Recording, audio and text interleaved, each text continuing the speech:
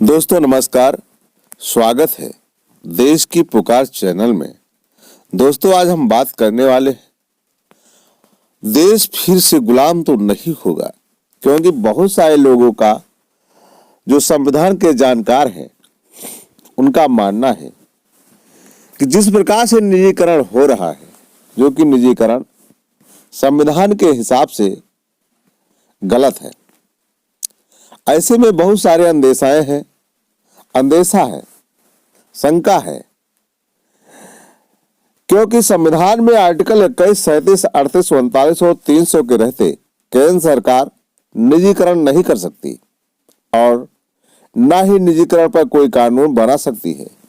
यह सरकार संविधान का उल्लंघन कर निजीकरण के लिए मनमाना कानून बनाती है तो सरकार अदालतों में नहीं टिक सकती, बशर्ते न्यायालय सही न्याय करे। शर्त यही है, अगर न्यायालय सही न्याय करे तो संविधान का उल्लंघन देशद्रोह का अपराध है और उम्र कैद की सजा का प्रावधान है और सही निर्णय होने पर सरकार भंग हो सकती है। आज अच्छी शिक्षा पा रहे सभी भारतीयों के बच्चे निजीकरण के कारण पूंजीपतियों के यहाँ 5,000 के नौकर हैं।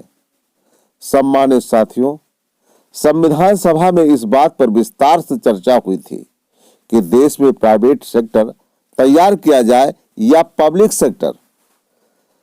सरकारी सेक्टर संविधान सभा की पूरी बहस के बाद संविधान निर्माताओं ने यह तय किया कि देश में व्यापक स्तर पर असमानता है और असमानता को दूर करने के लिए पब्लिक सेक्टर यानी सरकारी सेक्टर तैयार किया जाए।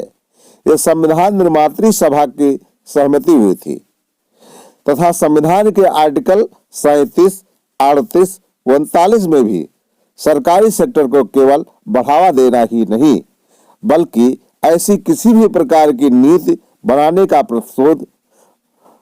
प्रतिषेध किया है कि जिससे निजीकरण को बढ़ावा नहीं मिलना चाहिए। संविधान में ये व्यवस्था की गई है कि सरकार ऐसी कोई नीति नहीं बनाएगी जिससे देश का अधिकांश पैसा संपत्ति कुछ गिने चुने लोगों के हाथों में इकट्ठी हो जाए। इसके बाद संविधान में 42वां संशोधन आया, जिसे माननीय सुप्रीम कोर्ट में चुनौती दी गई। इसमें भी इस केस को गोरखनाथ केस के नाम से जाना जाता है। इसमें भी यही कहा गया है कि असमानता को दूर करने के लिए निजीकरण के बजाय सरकारी सेक्टर को बढ़ावा दिया जाए। यही नहीं बल्कि इंदिरा साहनी के निर्णय में भी माननीय सर्वोच्च न्यायालय ने संविधान के इन आर्टिकल्स को व्यापक जनहित में मानते हुए बिल्कुल सही माना। संविधान में इन आर्टिकल के रहते हुए केंद्र सरकार कोई भी ऐसा कानून नहीं बना सकती जो देश के 135 करोड़ लोगों के खिलाफ हो और गिने चुने उद्योगपतियों का इसका फायदा मिले। संविधान में निजीकरण की इस बात के लिए मना किया गया है कि जबकि आज सरकार सरकारी सेक्टर को निजी हाथों में बेच रही है और ऐसी स्थिति में भारत की कंपनियों के साथ मिलकर विदेशी कंपनियां भी खरीद सकती हैं। इससे देश गुलाम भी हो सकता है। अतः इसे आर्टिकल 300 का भी उल्लंघन हो रहा है। तो दोस्तों, जो ये बातें हैं, आज आपको नहीं लग रहा है कि यह संविधान का उल्लंघन किस प्रकार हो रहा है और चंद लोगों के लिए, चंद उद्योगपतियों के लिए आज देश बिकने जा रहा है और खरीदने वाले कौन हैं, आपसे जानकारी भी ये छिपी नहीं है। आप अच्छी तरह से इस बात को जान रहे हैं। अगर जान रहे हैं, समझ रहे हैं और अनुभव कर रहे हैं तो आपसे रिक्वेस्ट है कि जानकारी आपको अच्छी लग रही है तो अपने तक मत सीमित रखिए, इसे अन्य लोगों के पास भी शेयर करिए, अधिक से अधिक शेयर करें।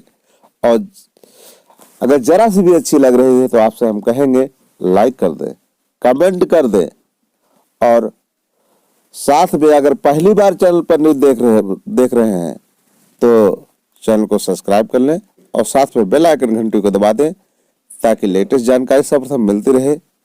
और लास्ट वीडियो देखने के लिए बहुत बहुत धन्यवाद।